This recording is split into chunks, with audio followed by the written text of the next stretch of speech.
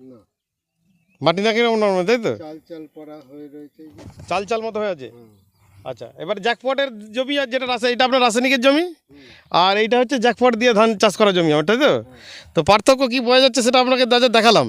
তো এবার উঠে পড়ুন, লোকের জমির ধান লোকের জমিতে প্রতিদিন, আপনার নিজের জমির ধানটাই একটা জৈব আর একটা রাসায়নিকের তুলনা করবো, তাই না?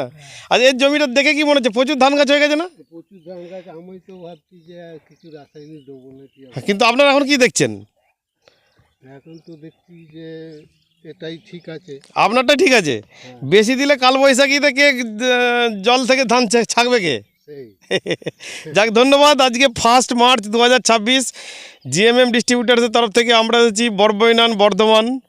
তো সাথে আমাদের কৃষক বন্ধু বৈনান এলাকায় প্রথম ভিডিও হচ্ছে ওনার। তো সাথে সাথে ওনার সঙ্গে অনেক দ্রুত জমির পার্থক্য দেখালাম যে একপটে সবেই 20-22 দিন ধান রোয়া হয়েছে। এটা রাসায়নিক দেওয়া জমি, আর এই 2.5 বিঘেটা উনি জ্যাকপট দিয়ে চাষ করেছেন। তো সরাসরি আমরা ওনার কাছে চলে যাচ্ছি। আপনাকে আমাদের তরফ থেকে শুভেচ্ছা। আপনার নাম? আমার নাম বামন হরিদানা, বাড়ি? বাড়ি বড়বৈনান, আচ্ছা, বর্ধমান। বর্ধমান। আপনি যে জ্যাকপট দিয়ে হচ্ছে প্রথমবার মিটিং শুনে চাষ করলেন। হ্যাঁ, মিটিং শুনি। আমি তো একটু বেশি চাষ করেছি। আচ্ছা, পার্থক্য কি দেখলেন এখন? পার্থক্য, জ্যাকপটে শিকড় বড় হয়েছে এবং মাটি মোলায়েম, আর রাসায়নিকটা মাটি চাল চাল, আর চাল চাল। শিকড়ও কম। আর কাঠিগুলো কেমন দেখলেন কাটি শক্ত মোটা জ্যাকপটের? জ্যাকপটের। এগুলো কোম্পানি আপনাকে শেখালো তো এগুলো বলতে? না, কোম্পানি এটা শেখায়নি? আমি দেখছি, দেখে তারপর বলছি। দেখে তারা বলছেন? তাদের ভিডিওগুলো দেখে কি মনে হচ্ছিল কোম্পানি চাষিদের শিখিয়েছে, তাই না? তাই তো মনে হচ্ছিল মিটিং এতে। মিটিংয়ে এখন কি মনে হচ্ছে এবার আপনার ভিডিও গোটা পশ্চিমবঙ্গের মানুষ দেখবে? এখন তাও তো সবে 20-22 দিন হয়েছে। এবার এবার দুটো গাছকে পাশাপাশি শিকড় সহ ধরুন, আমার দিকে শিকড়টা করুন। হ্যাঁ, শিকড়টা পার্থক্য বোঝা যাচ্ছে। এইদিকে একটা জ্যাকপটের শিকড়, হ্যাঁ, আর এটা রাসায়নিকের শিকড়, পুরো লাল এবং ছোট ছোট, এবং সাদা এবং লম্বা, দীর্ঘ, অনেক দীর্ঘ শিকড়টা, দীর্ঘ অনেক, তাই না? হ্যাঁ, এবং কাঠিগুলো দেখুন অনেক মোটা বলিষ্ঠ। বলিষ্ঠ। এইগুলো কিন্তু অত মোটা বলিষ্ঠ নয়, না, এগুলো লটপট করছে। লটফট করছে। আবার এই যে দাগ এসে গেছে এখন। অনলি কালো স্পট। আমাদের জমিতে কোনো কালো স্পট আসছে? দেখুন, স্পট না, পুরো ফ্রেশ গাছ একদম, ফ্রেশ গাছ। গাছ ফ্রেশ। রাসায়নিক সার আপনি একই দিয়েছেন না কম দিয়েছেন? রাসায়নিক সার একটু কম দেওয়া আছে। 30% বলেছিলাম, 30 থেকে 40। এটাই তো 2 বস্তা, কি বলে, ফসফেট, আর 1 বস্তা, 3.25 বিঘেতে 1 বস্তা পটাশ দেওয়া আছে। হুম। আর এগুলোতে দেওয়া আছে 40 কেজি ফসফেট, আর হাফ বস্তা, হাফ মানে রাসায়নিক সারটা বেশি আছে, তাই তো? বেশি আছে।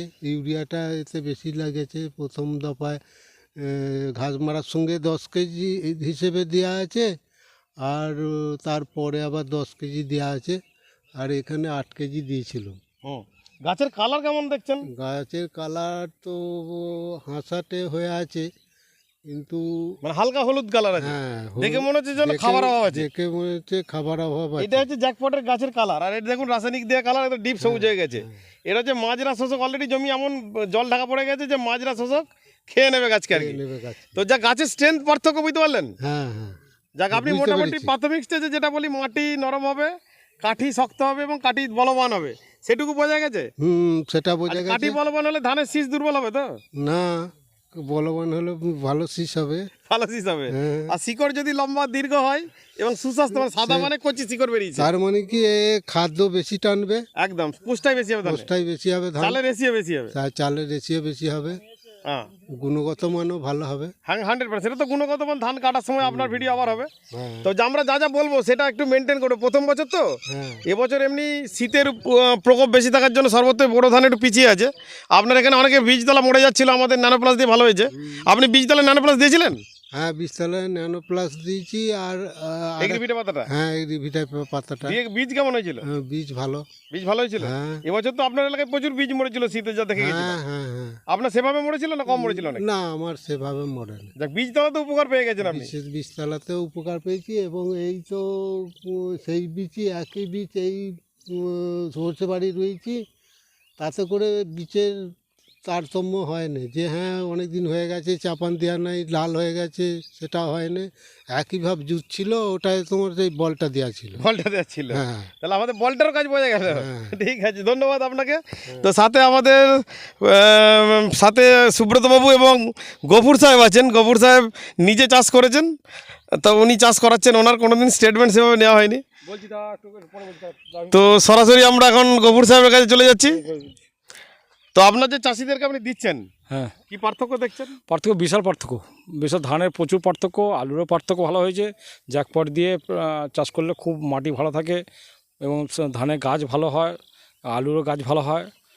সবটাই পার্থক্য দেখা যাচ্ছে। চাষিরা গালাগালি করেনি? না, এক চাষিও গালাগালি করে না। সে কি, তাহলে তো আপনি আপনি তো তাহলে খুব বাজে লোক মনে হয়। আমরা তো গালাগালি খেয়ে মানুষ হয়েছি। একটা চাষিও গালাগালি করে না। চাষি পঞ্চ বলছে, জৈব চাষ করাচ্ছেন, যে গালাগালি খাচ্ছেন, এটাই তো আমার দুর্ভাগ্য। চাষি পঞ্চ বলছে আগামী বর্ষাতে আমরা সব নেবো, এরকম পরিস্থিতি যাক, হয়ে গেছে। ধন্যবাদ। আপনার তাহলে ভালো লাগছে তো? হ্যাঁ। আপনি নতুন কাজ করছেন, যেহেতু এই নতুন একটা জিনিস নিজে চাষ করেছেন, ঠিক আছে, কিন্তু লোককে চাষ করানো কঠিন কাজ। হ্যাঁ, তো মানুষ বিশ্বাস করেন। যেমন সুব্রতবাবু বহু গালাগালি খেয়েছে, তো সুব্রতবাবু কেমন দেখছেন? অনেক তফাৎ। তফাৎ? হ্যাঁ, এবার আপনি শুধু পার্থক্য। এখন ডিস্ট্রিবিউটর না, আমাদের কোম্পানির উপদেষ্টা, প্লাস বহুদিন ধরে চাষ করছেন, 4-5 বছর আমাদের জ্যাকপটের সাথে আছেন। হ্যাঁ। পার্থক্য আপনার জমিতে তো বুঝতে বলছেন ভালো আছে, তো এখন এই ওনার নতুন জমিতে কেমন দেখছেন? নতুন জমিতে এই তো কচি কলা পাতা রং, একদম, হ্যাঁ, যেটা আমাদের মাগরাটের রং বলে আপনাদের ভাষায়। চকচকে চকচকে হয়ে আছে একদম। এই পাশের জমি একদম কালচে হয়ে আছে। হ্যাঁ, এটা তো বন্ডের উঁচু জমি। হ্যাঁ, ঠিক। এটা নিচু জমি, তাতেও অত সুন্দর একদম। এটা বলতে দিয়েছিল। ধন্যবাদ, ঠিক আছে। হ্যাঁ।